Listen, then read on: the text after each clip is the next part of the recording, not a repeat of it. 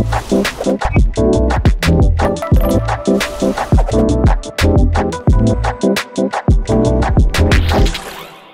and welcome to Collaboratory, the show where Mike Morris improvises an animatic with a little help from our audience, and we learn about the craft of storyboarding along the way. Mike, how's it going? Hey, doing good. How are you? I'm doing well. And I want to let our audience know this is an improv art stream that runs on audience suggestions. So, Mike, what kinds of prompts are we looking for from the audience? Well, for like every Collaboratory, we are looking for three things. We are looking for at least two characters, preferably not more than two characters, a setting, and a conflict, which is happening either between those two characters. We've had conflicts between characters and their environment. We've had conflicts between characters and some sort of mechanical device, right? We had that before? Yeah. So the classic types of conflicts apply here. That's right. And if you're watching this live on Twitch or on YouTube, please enter your suggestions for characters, a setting, and a conflict in the chat, and whatever you type might show up on screen. And to give our viewers some inspiration, our most recent episode featured a bachelor party with a, hopefully, non-copyright infringing family of costume crime fighters. And I can't wait to see what our audience comes up with today.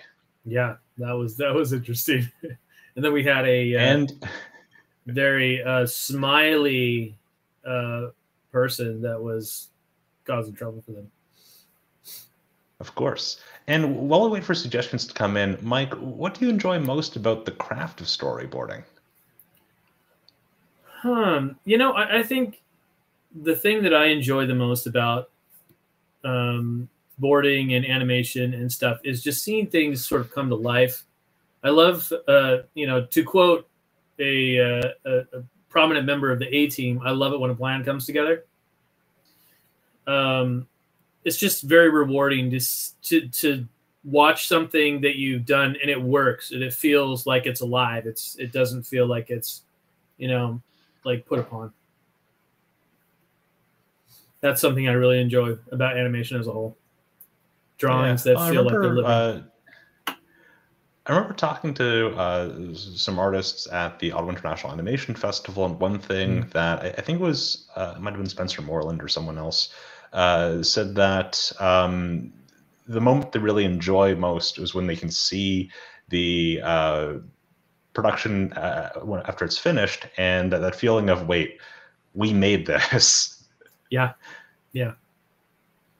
Well, and I think there's also... What? So, sorry?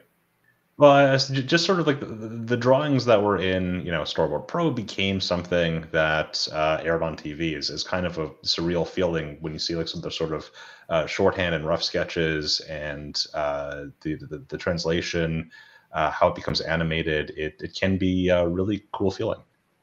Yeah, you know, there was an old saying that we make drawings that move, and those drawings move our audience. Like that is kind of like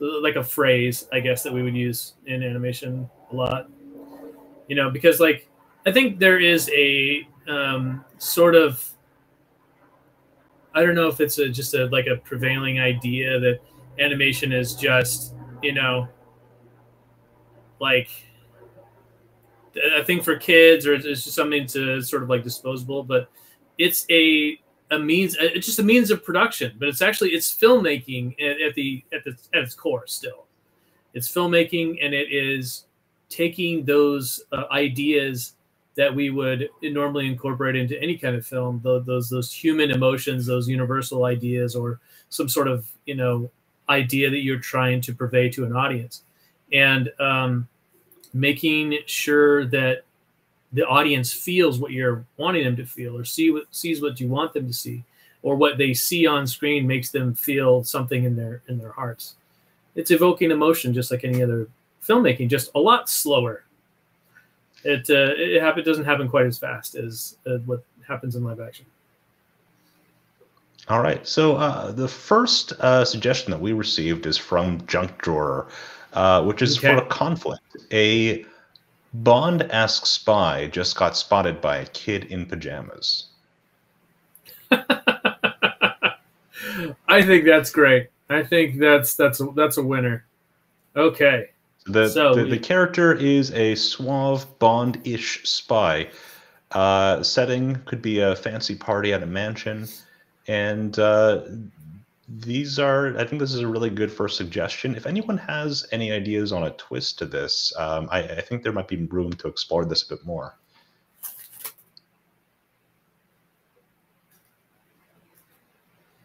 Like the kid's actually an international assassin in his own right.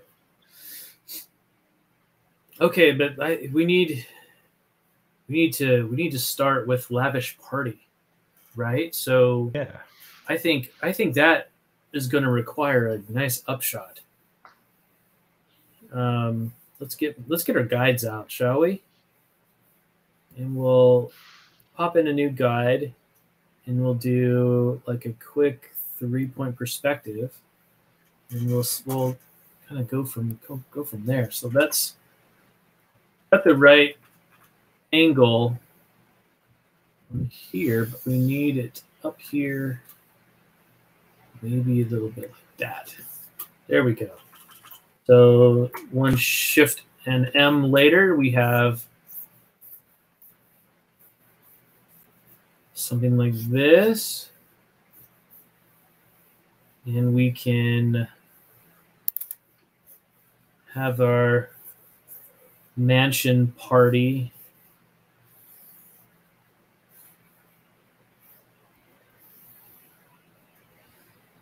Looks like we've got some parent perspective issues. Okay, I think I may have done the bird's eye view. We need a worm's eye view. That's the problem. Let's ditch that perspective. What we need is worm's eye view, and it's down there. There we go. Now that's a lot more palatable. So we're going to have some sort of outcropping. And I think also it's cool and opulent looking to have a sort of like a second tier up here.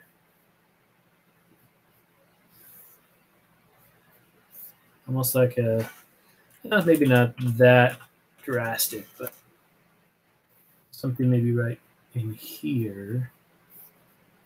Like that. And then we're going to give it a little perspective on this to put in a cool little balcony. And then I'm going to turn my perspective guide off and then freehand it right here to put in like a one of those like veranda type outcroppings. And again, we're going to do this fast so we can make sure that we have enough time for the rest of it.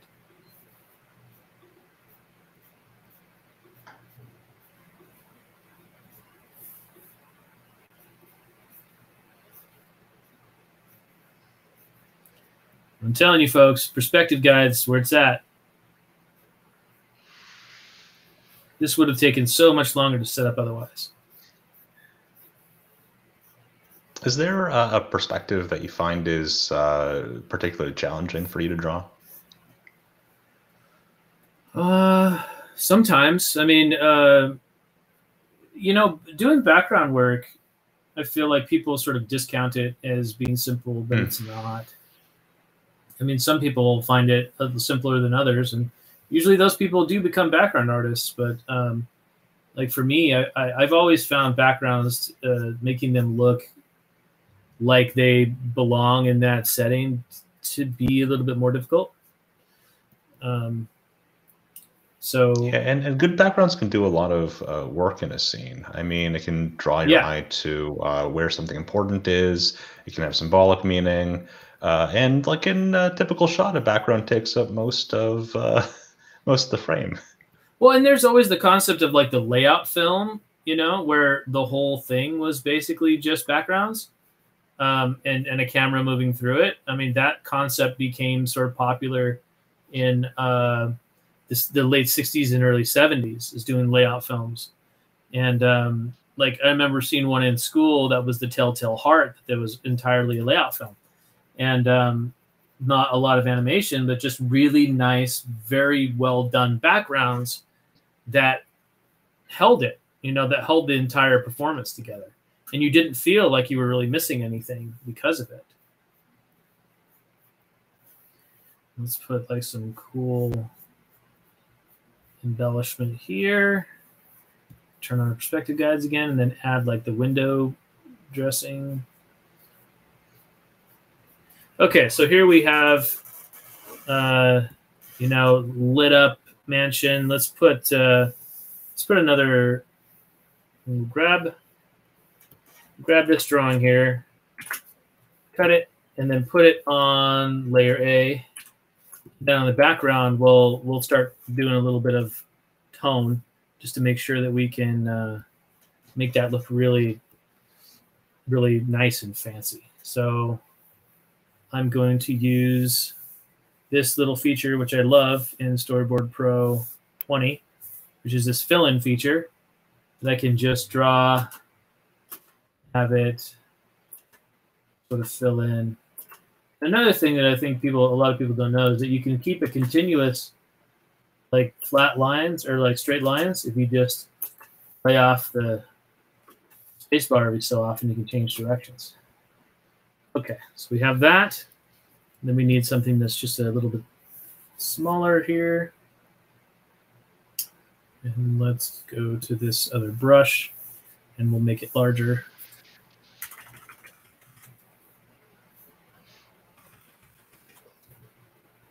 Leave my cursor on there so you guys can see that it's getting bigger. There we go.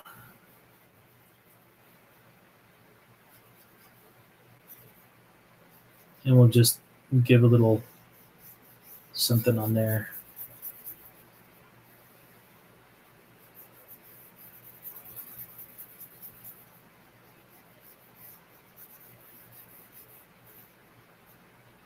So we're setting the mood, we're setting the tone of this. And then, of course, we need lights on. So let's just add some light in here.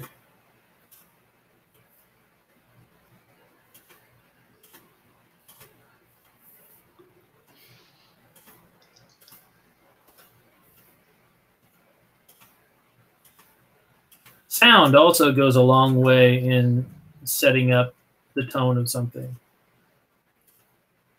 For this case, I'd have some, party walla or something like that happening. It's where you hear like voices and people that sound like they're having fun, and, laughter, sounds of clinking dishes glasses, clanking, yeah.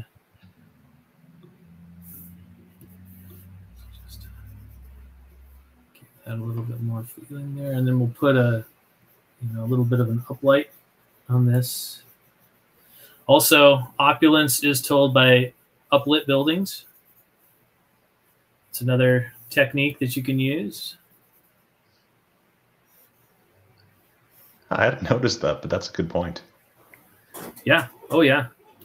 Uplit buildings, you can get you can do a lot with a little bit of uplight on a building to make it look a little bit more opulent.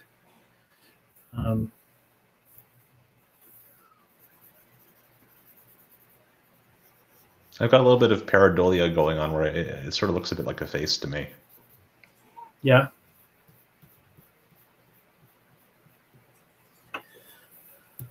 Okay, let's go back to our brush that we had before. We'll put just a little bit of railing right here. And then we'll delete or just erase all of this stuff in here.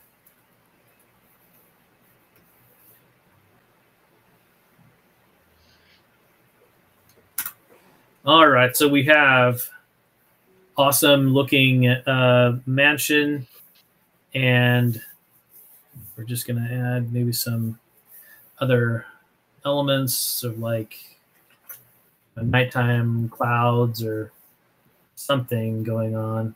And then maybe we'll do like some armed guards. That's always a good thing. We'll put some guards up here in silhouette. They're doing rounds or looking over things. Then, of course, we need to add Mr. Bond. Mr. Well, we can't call him Bond, right? Yeah, Bames John. Copywritten material. What's his? What are we calling him? Bames John. Bames John. I don't know how I'm feeling about Bames. I'm feeling John. that. All right, chat. We need some spy names. Yes, chat. Give us spy names.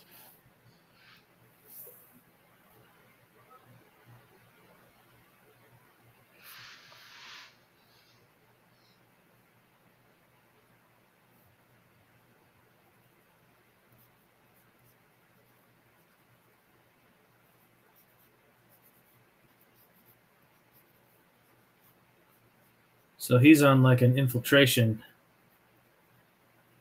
mission.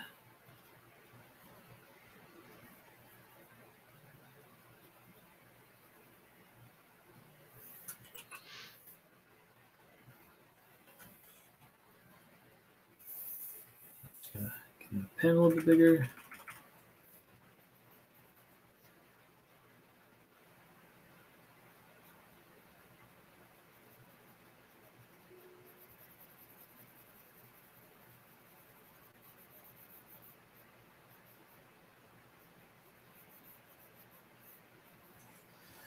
All right. So we'll have him step in. And I think we need to have him a little bit bigger in the foreground so we can see that this guy is kind of a big deal.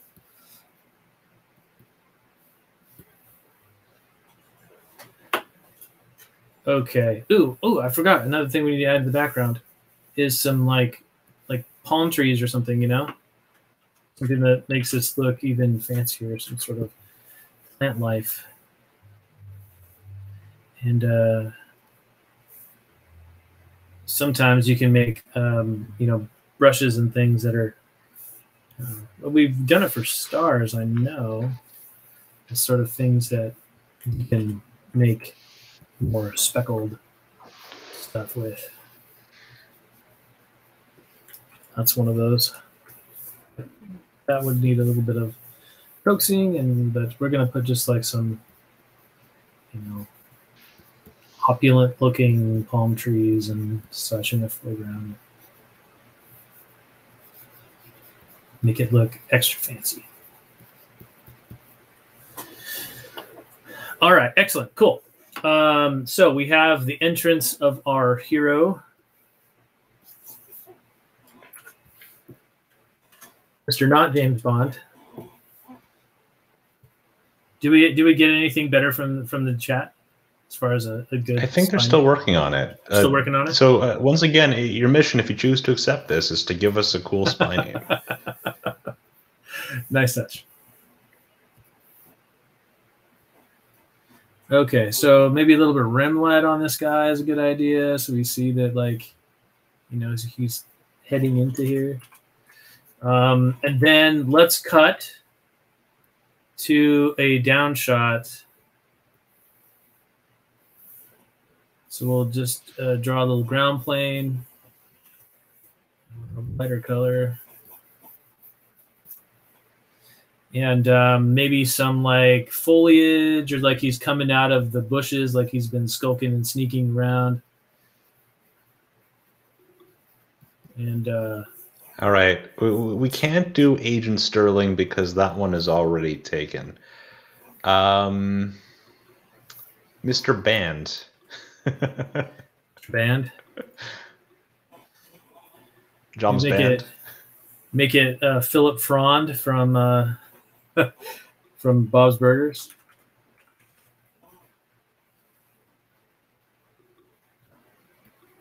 So we have the underbrush and such, maybe like in the shadow of a palm.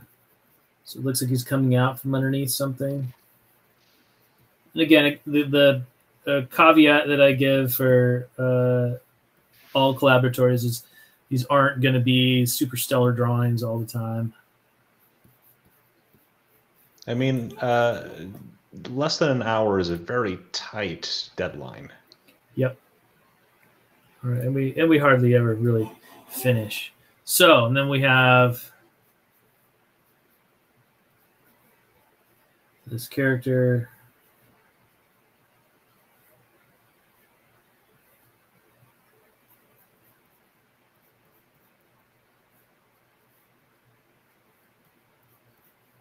And Mike, I wanted to ask you, as a professional with a career, responsibilities, deadlines, and changing roles and responsibilities, how do you hold on to the joy of drawing?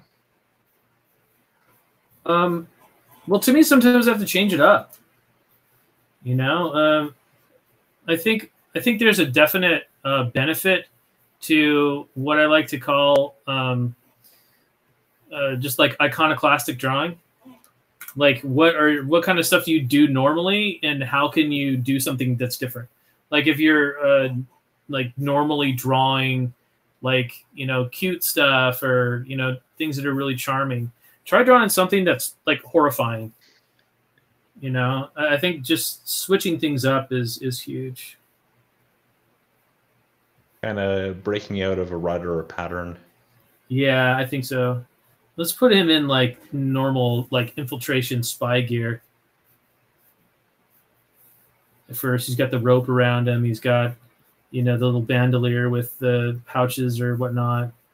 And, you know, like the knife that's on the shoulder for some reason. No, that's dumb. We're not going to do that. Nobody puts a knife on their shoulder. If you put it anywhere, it's going to be like right here, where it's like easily accessible. Because, you know, you have it down really fast. And we're going to give this just a tone underneath. And I'm going to pop this tone in. Actually, no, I'm going to use the feature that we were using before, this fill-in feature. So that saves a ton of time. And then him, we're going to make just a little bit darker up on here. So I'm going to do that on a different layer since we're in a hurry. And let's give him just a little bit of shadow that he's sort of dealing with.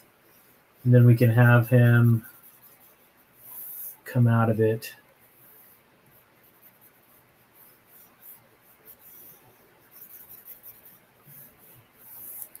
And undo draw behind, because we always do need to see the eyes.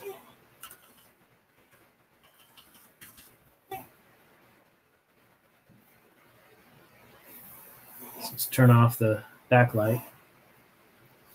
And then here we have our guy. For some reason, he's no longer in black. There we go. That looks better. That's a cool effect. Yeah. We'll grab these two and we'll move them back. Actually, we're just going to duplicate this by cutting it in half. Oops, we don't want to make it into a separate thing. All right.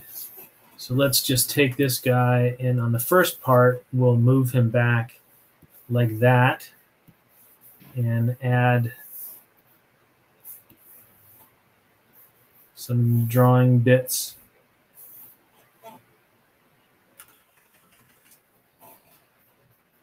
To character.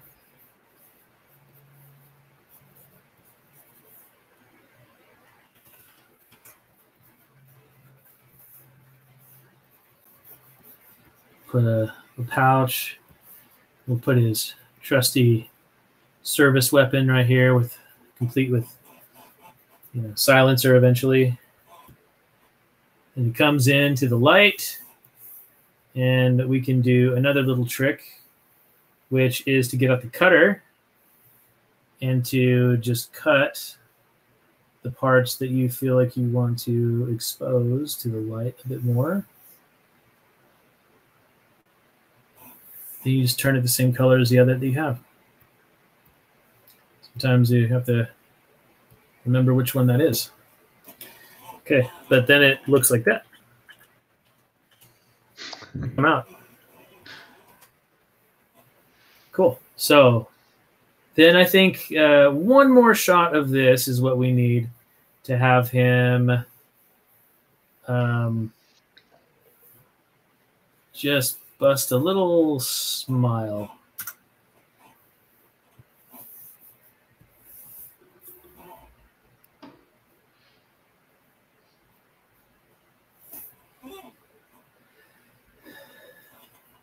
And then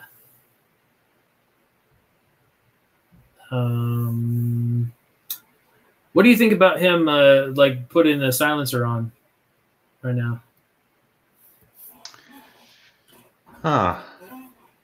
So what is his game plan right now? He's gonna just try to take out the guards, or what? I think so. I think it's a infiltrate, take out the guards, and then come in and find something that he wasn't expecting. Okay, I think that's the play. Yeah. I think that's the play here. And then we find that when he gets up there, the whole. I think that's the twist, is that the whole landscape is changing. You figure. Then I think that's. You figure you're going to find something that's, ultimately evil up there, and you find that it's just a kid. But the kid is surrounded by, things that could wake up and basically murder him. So maybe he's got to put the kid back to sleep or something. All right. And here we go. I think let's simplify this a little bit. And instead of, like having him put a silencer on, we'll just have him hold up his silenced, well, not silenced, suppressed. That's the proper term. I don't think silencers actually exist, but they're suppressors. And that's another thing, when you are doing storyboards that involve maybe a topic you're not familiar with, such as firearms, it is a really good idea to learn all you can about that subject and study it, because there are going to be people out there, and the internet has shown this, that there are people that care about how things are portrayed, like every time, there's those videos you see, like a doctor breaks down this, scene, and they tell you how unrealistic it is, or in some cases how realistic it could be. And so as a board artist, I think it's incumbent upon us to really know like what we're doing when we do these boards. You have a scene in space and someone's jettisoned out of an airlock and they instantly freeze, and then you have someone saying, well, space is a vacuum, so they wouldn't immediately freeze. Yeah, it wouldn't take long, but it wouldn't be instant. So we have this dude approaching, and it's party time. It's time to get down to business. So then I think we're going to cut to the roof. I think we can get our perspective guide out again and add a 1-point perspective. Let's see, where is my pen? Hey, Mike, we got a question in the chat that you might be interested in. So, yes, what is the question? When you're storyboarding, how much leeway do you have to ask for changes to the story or script generally? It depends on what your station on the production is. If you're the EP, you're the executive producer, you can call any note you want because you're running the show. It's your show. If you're a storyboard artist, you should probably check with your director first. Because your idea and their idea of what should be may be very drastically different things. I didn't set my 1-point perspective, but that's all right. I'm gonna do that now.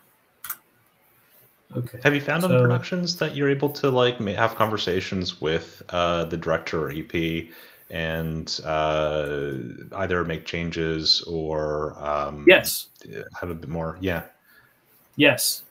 It depends on the production. It depends on how tightly the EPs or the supervisors hold to the reins. Some people are very collaborative, and they're often open to various suggestions. Some aren't. And there are shows where like storyboard artists have a lot of leeway, and there are storyboard there are shows that are a bit more script driven. Yes, it just depends on the production that you're on and the people you're working with. A lot of time when you're not like right in the center of it and you're working, in a job that's not necessarily in entertainment production, you kind of think that there's just like one way that everything is done.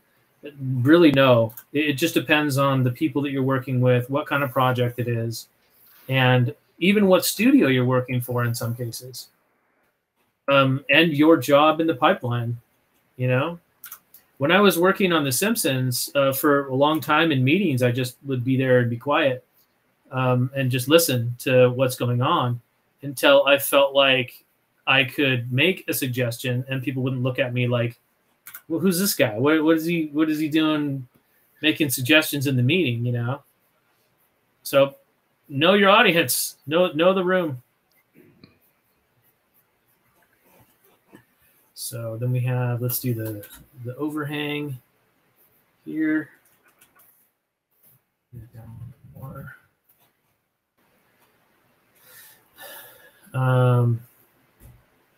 And we're not going to do tones and things like that right now, but we will do foreground tough guy. And right before we do this, we're going to just give the background just a different grayish color so we can have our characters pop out against the background a bit better. All right, foreground, tough dude, guard, turn our perspective guide off.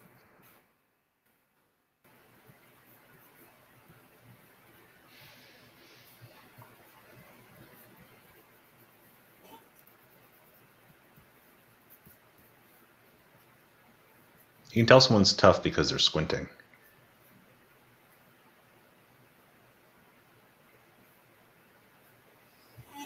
He's on the lookout. Yeah. Put the earpiece in. And then he's wearing like a fancy looking suit.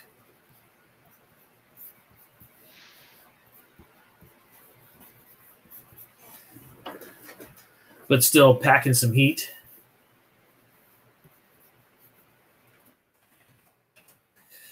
So it's, again, going back to proper firearms etiquette.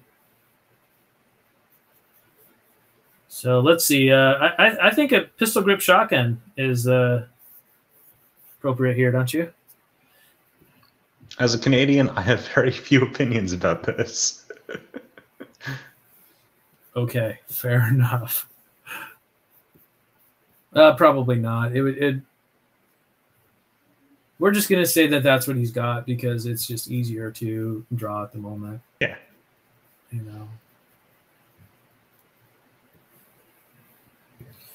I take it Canadians and firearms aren't very often associated. It depends. Unless you're a hunter up in the Yukon somewhere. There are a lot of people who hunt in Canada. I am not one of them. That's okay. All right. So, and he's kind of a bigger, bulkier personality.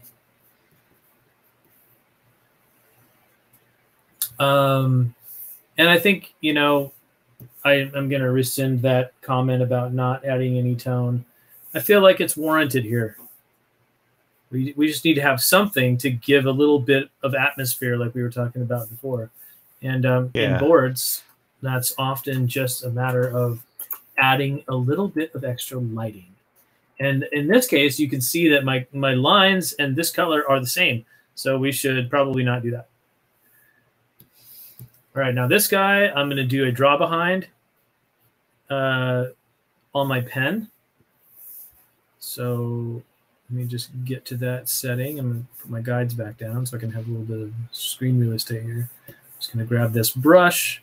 And one thing that is good to know is that if you're doing draw behind on the same layer and not on a matte layer, that you should have the draw behind on, but you want to do the thing that's at the top of that order because it's always going to draw behind, right? So I'm going to add this little bit of rim light on this guy.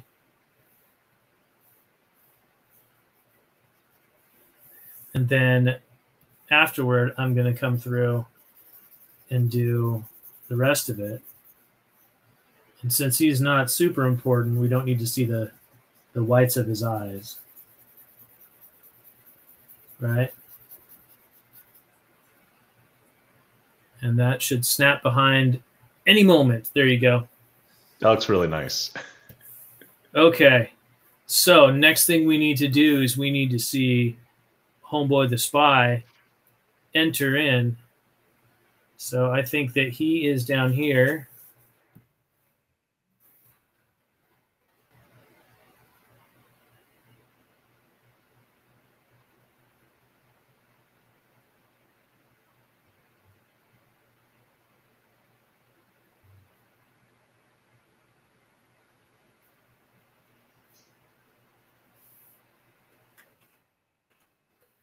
He's going to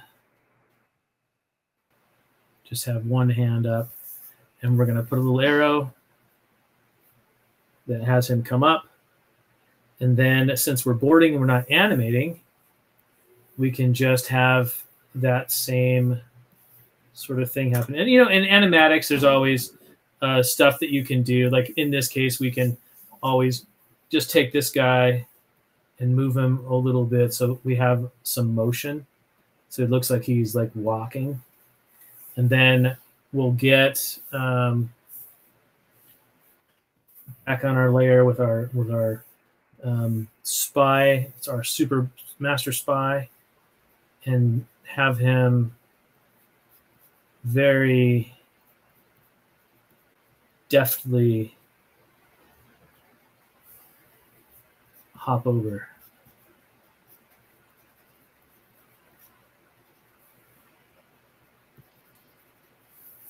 I'm going to get my pen a little bit thicker than that to go around faster.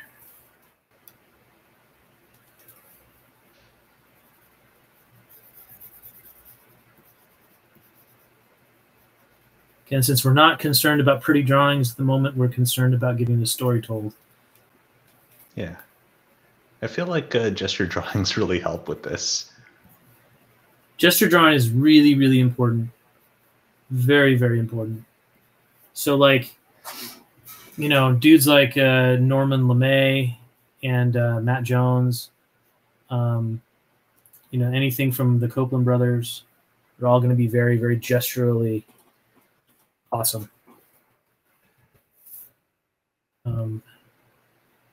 Those are just people that I know off the top of my head. There's, you know, probably there's a ton more people that have really good gesture drawing skills. And maybe we'll add just a little bit of highlight to make things interesting. Okay, so we got him coming up. I think we can even do one more pose of him landing.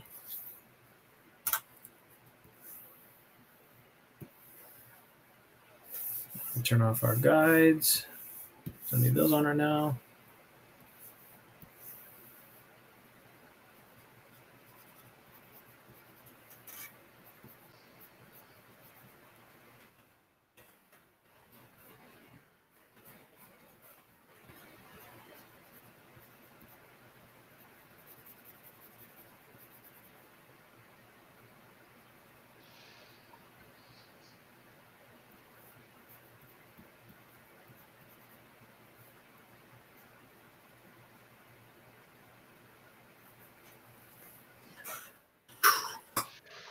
Up. And we're just going to add those little highlights back, and we'll put his eyes in.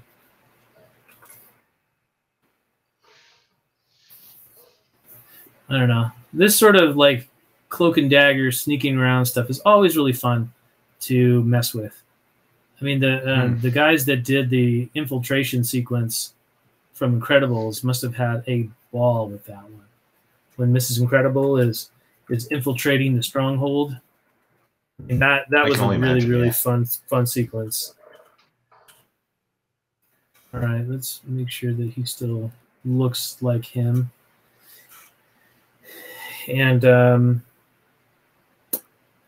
let's see. I think a good way that a lot of filmmakers do this to show dudes getting taken out is with silhouettes on a wall. Which, you know, we have a nice perspective on this background here. Then we can, you know, increase that perspective. Let's get another perspective guide. Oops, that's the wrong button to push. We've already established rim lights too, so you know there's a hard light coming from somewhere. Yes, exactly. Let's get a 2-point perspective. And we can get like let's get that down a little bit lower. So let's move this whole thing down here. And that way we can really get a good perspective. Then we'll put a doorway right here.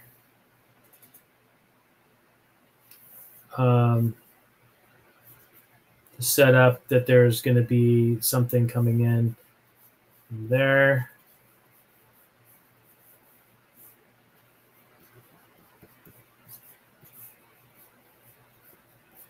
And these are shut.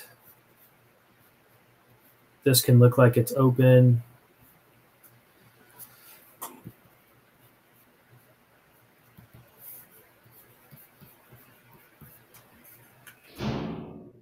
And then we'd hear the,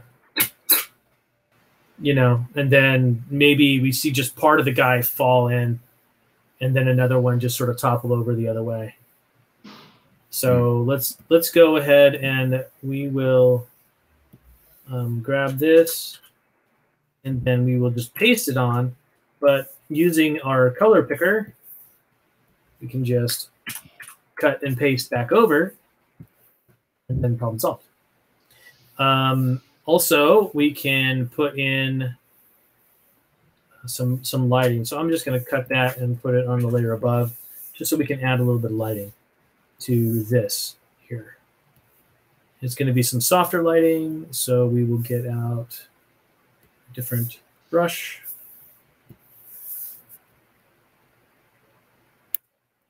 Let's get out one of these.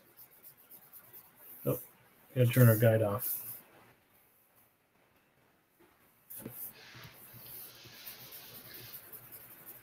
Mike, when you're looking for productions to work on, do you look for productions that you personally enjoy? And do you feel that's important to be effective as an artist on a production? It's always better to work on a project that you're really into. I mean, not all of us work on projects that we're super into all the time, but there's like things that are sort of like, I don't know, redeeming qualities about them. Like, I may not like everything that happens in a show, but I like this, this, and that, you know? I think it's good to choose the production if you can. Sometimes it's just a matter of getting hired. But if you have the choice of a production, then sure, yeah, for sure. So sound effects of suppressed gunfire, you know, and then we're going to have some silhouettes collapsing in the foreground. So let's go on a different layer, and we'll add, increase the size of that brush.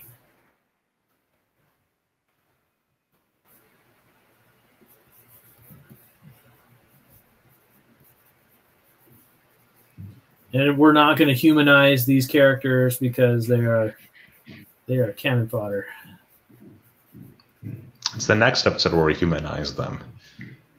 Yeah, it's the next episode where they have the gangster funeral, and all the other gangsters are there, and they say, "He was a beautiful man," or something, you know.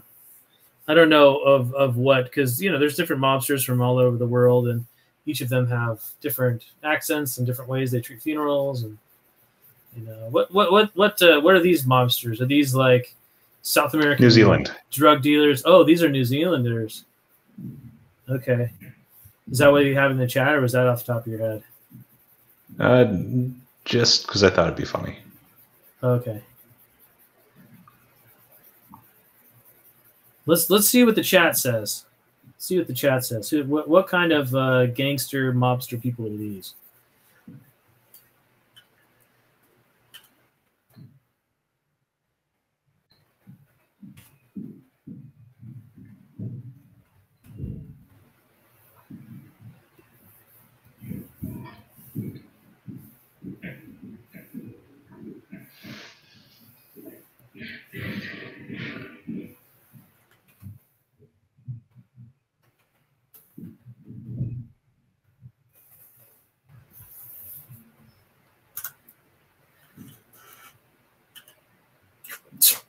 Ooh, and dude takes a dive. So it's also important that you show things going in and out. I feel like showing something just at the bottom of the screen goes a long way in an animatic to like making the action feel a little bit more real. Someone doesn't just pop in and pop out. Yeah, popping in and popping out is generally bad. You want to give it just a little bit. So like if we put this little bit of something into here, then when we go through it, I'll put on the camera view just so you know. Like it goes over, I think, a little bit better. Switching back and forth between the camera view and the stage view is also a really helpful thing in Storyboard Pro, because then you get more of a sense of the cinematic of it all.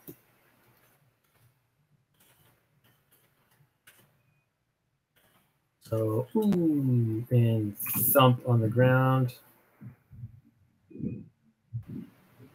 On this one, he's gone.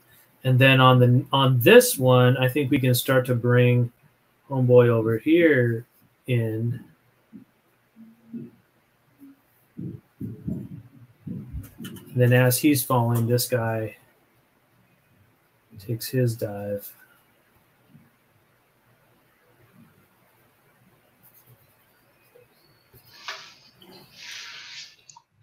So thump, and then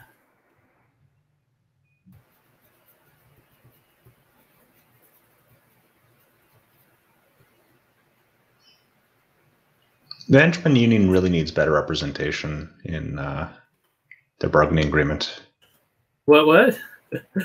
I feel like the Henchman Union needs like some really strong representation in their bargaining agreement. Like you want to have a good health plan, you want to have life insurance. Yeah. I imagine though that illicit organizations probably don't want to call too much attention to themselves. There's always, the occasional League of Doom or something like that I could see employees of that, or like Fowl from DuckTales having some sort of a union. Okay, so those guys are down, and then we can have our hero come in, and we can see the cause of the fall is not Walther PPK.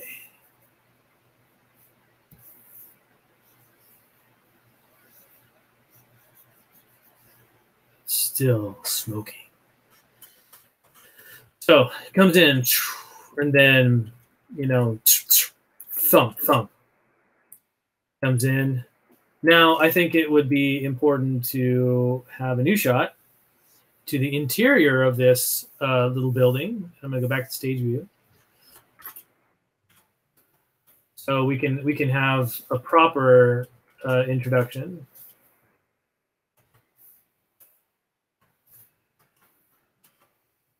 And then, of course, some lavish looking drapery. And some sort of excellent looking potted plants or something that just makes the place look a little bit more opulent, I'm just going to take these guys, since we're running out of time, rapidly copy and paste them, flop them, and just scoot them on over. Symmetry is another sign of opulence, just so you know. Maybe it's because it basically says You have I two of can afford two of everything. Yeah, exactly. You beat me to the punch, man.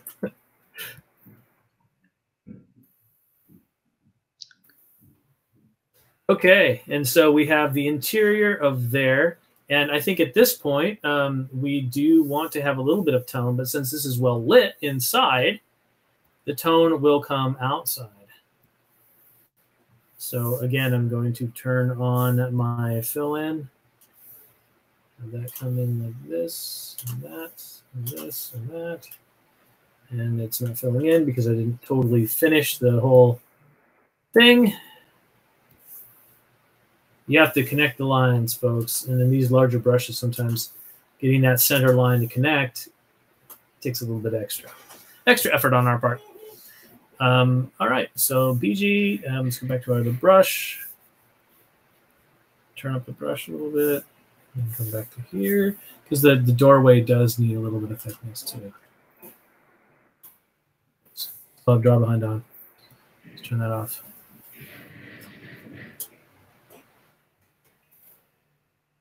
For those of you not in the know, if you hold down Shift and Alt at the same time, you can draw perpendicular lines without having to use a perspective guide. Handy, handy stuff. Peoples. Always useful. Okay, so we've got the doorway, and we're gonna actually we're gonna take all of this stuff here and cut it, put it on a different layer. We're gonna put it on an overlay underlay layer, and then take this stuff, put it on the BG layer, because now we have an overlay. We're gonna have it, the character sort of slide into here. And we need to have some space for this particular character to operate. Also, we should put in the outer railing. This would probably be on the veranda, so it would be slightly curved. Oops, that's the zoom button. Yeah.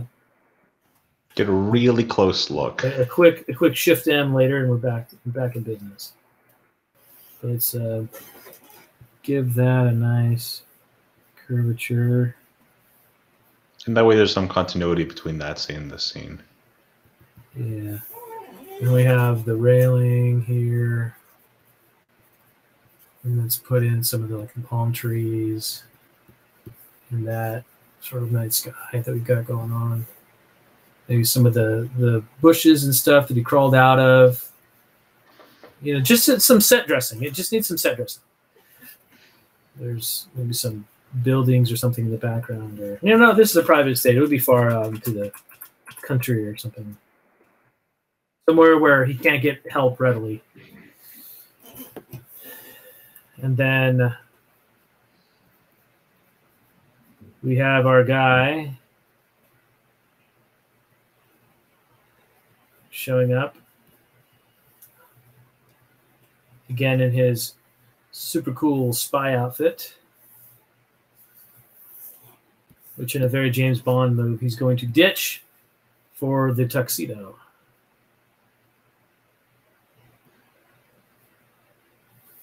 We don't want to give him the eyebrow up yet. He's still all spy business.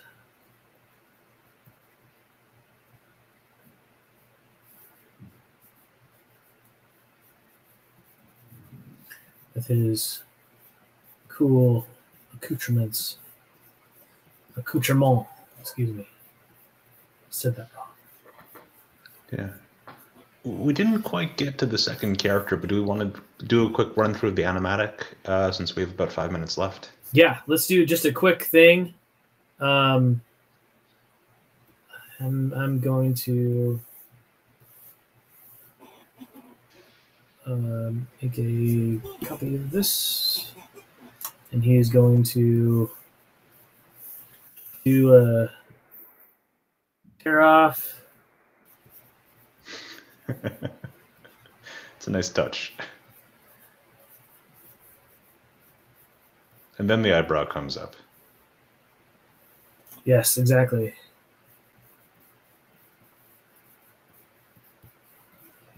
Just the very James Bondish white dinner jacket. All this other stuff. And we are going to do one more shot, just really fast, of him in the doorway. And what is in here is not hard-boiled criminal stuff. It is sleeping child. Let's give him a race car bed. I think even a monster would have the heart to give their child a race car bed.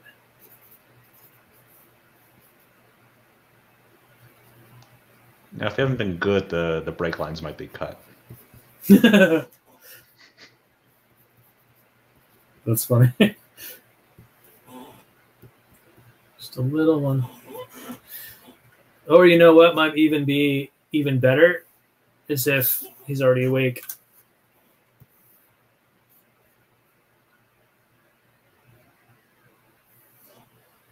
Let's make it a little girl.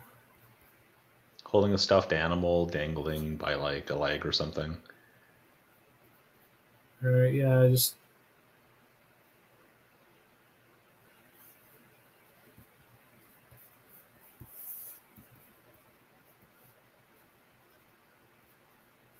make sure the eye line is connecting there too. There's the doorway.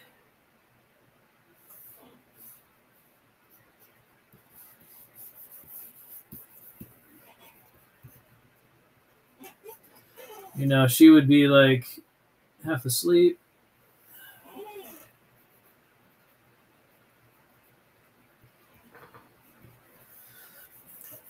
It was something that he did not expect. Doorway over here. You need to see her in sort of like silhouette of the doorway, maybe, because she would sort of be in the way of his progress. Mm-hmm. We don't want to make it a 4-poster bed because we don't want to interrupt this eye line. So compositionally, we need to put other information out of the way. So this would be like a bed or something with some stuffed animals and then other paraphernalia in the room. Maybe some cool lighting or little, girly looking things. But yeah, so let's run through. We have the basic setup of this. All right, cool. So we're starting on ominous looking mansion. We hear the sounds of partying and reveling going on underneath. There are guards that are arming the place, and we should also have our consistent props. And that. And who do we have but our not James Bond come in and look about the place? He comes into the light, smiles, holding up his trusty suppressed weapon. Let's give him cooler eyebrows. We come up on a guard that is doing his patrol. And we're going to get our hero out of here because he's not in this part yet. He's on patrol, and then we have our man coming up and getting in position. And then cutting to the side of the house, we see, or we hear, and then, oh, thump, thump. See the instrument of their downfall. He walks into the doorway, and then one tearaway set of spy clothes later, he's in his spy outfit. And then we see that suddenly his world is turned upside down as he is faced with an innocent-looking child who behind that teddy bear is a Tommy gun. So, yeah, there's the twist. All right, we got there. Cool, we got there. Yeah, way to go. Good suggestion, chat. Thank you so much for joining us once again for Collaboratory. Do you have any projects or topics you'd like to draw our attention to this week? Oh goodness. You know what? I just want everybody to have a fantastic holiday. and take your time this season and reflect on all the artistic goals that you have for the new year, and work really hard to get those in there. You know, art is a thing that is a lifelong endeavor, and it takes a long time to really get good at what you're doing. But to have patience, keep going. You're doing good. Right, and I'd like to thank everyone who joined us for Collaboratory. I know there are comments in the chat asking for us to make these episodes longer, but if you want to watch previous episodes, you can find them both on Twitch and on YouTube. And today, Mike Morris drew a spy thriller in just under an hour. So just think about what stories you could tell in 3 weeks. If you'd like to try your hand at storyboarding, you can download a 21-day trial of Storyboard Pro from our website. That's toonboom.com. And this Thursday on our live stream, we'll be speaking with Ollie Putland about his rig, the Empress, made using Harmony Premium, and his experience making 2D cutout characters. You won't want to miss it, so be sure to tune in next time. Also, we may be able to be making these Storyboard Pro files available from all our previous collaboratories for any of you to play around with, mess with, or finish off the stories. We'd love to see how you guys would plan on finishing some of these. Yeah, we're really looking forward to that. All right, we'll see you guys in the new year.